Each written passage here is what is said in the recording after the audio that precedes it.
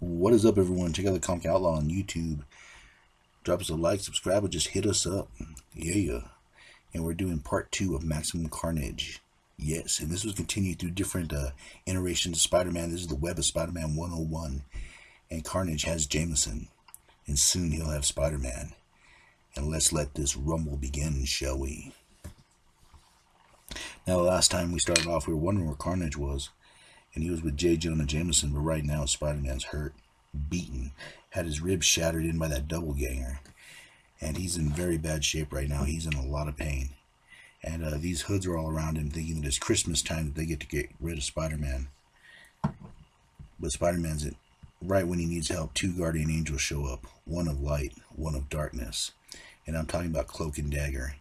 And they quickly dispense these punks. Now, Cloak and Dagger have light and dark powers. Basically, Dagger's able to shoot lights, manipulate light, stuff like that. Cloak has an abyss in his cloak that he can swallow people up. Also lets him teleport and do various things. And these guys are making short work of these punks. And Spider-Man's thinking this is a miracle because he's being hunted right now by Shriek and the doppelganger. So Spider-Man is not having a good day. But anyways, Cloak swallows these people up, but since they weren't killers, Dagger demands their release, and he lets them go. Now, they also take Spider-Man to their hideout, and this is the cool thing about Cloak, his teleportation powers. I've always liked Cloak as a superhero. Cloak and Dagger I've always thought was cool. This is Liz Osborn. She's kind of mourning the loss of her husband, how he was a villain. And that kid right there is the great-grandson of Norman Osborn.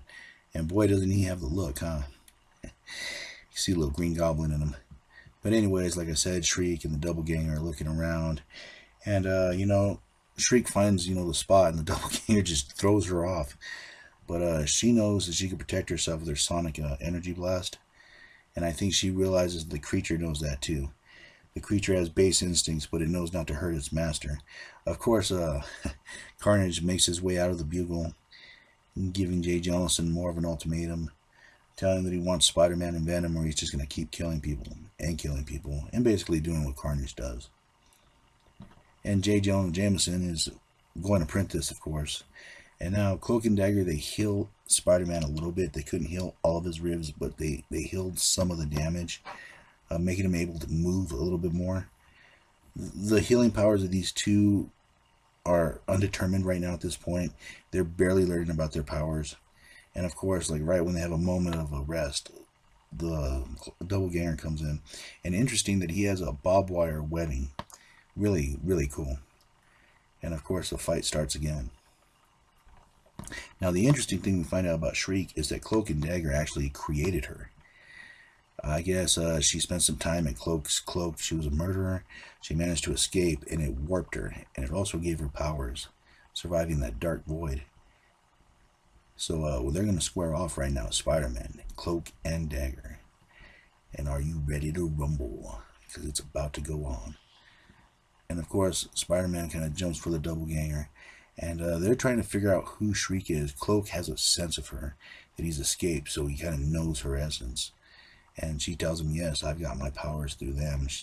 And she begins just destroying Cloak. And of course, Light's trying to help with the doppelganger, but Cloak is just being destroyed by Shriek. She's using her sonic powers to manipulate his cloak and make it echo and amplify and be even more painful. And so Dagger's kind of torn between trying to save both of them. She fires, at Shriek. It kind of knocks Cloak down. Gives him a little time out. And Dagger begins to go to work on Shriek.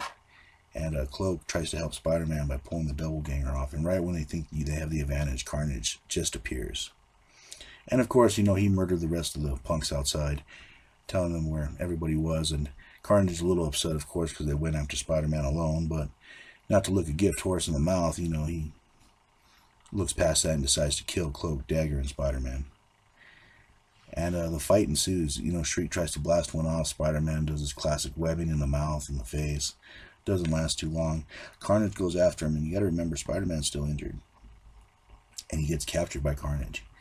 And this is looking pretty bleak for the heroes, The doppelganger is taking care of Cloak right now, kind of pinning him down with that webbing. It sort of hurts him, but not. He's a creature of the void, so he's sort of physical, yet not. And Spider-Man decides since he's trapped, there's only one way down, and through Carnage, and he hits him right in the face. This kind of distracts Shriek and gives the heroes the moment they need to take the advantage. Cloak tries to swallow Shriek up, and she escapes again. For she has escaped the void once, and she knows how to escape it. And this time, she's not taking any chances. She fires a full power blast in the Cloak. Spider-Man tries to jump for Carnage, and Carnage just pulls a blade right out of his chest. Cuts him pretty bad.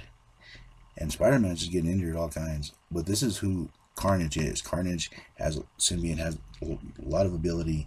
It commands a lot of different blades, like the T-1000 sort of, in some ways. And of course, Shriek goes to fire a blast to finish Cloak off. Dagger gets in the way. She ends up getting hit.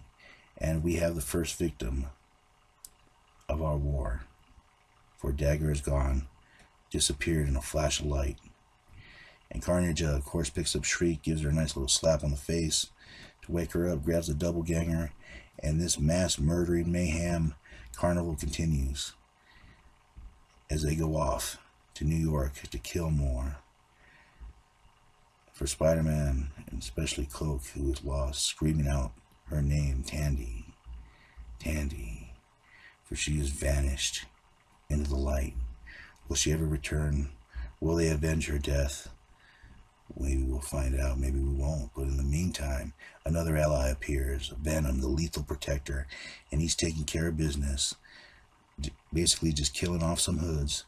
And he hears on TV that Carnage is back, and he decides he has to help. Not to save Spider-Man, but to kill Carnage. Will they do it? Will they be able to catch up with him? We'll find out.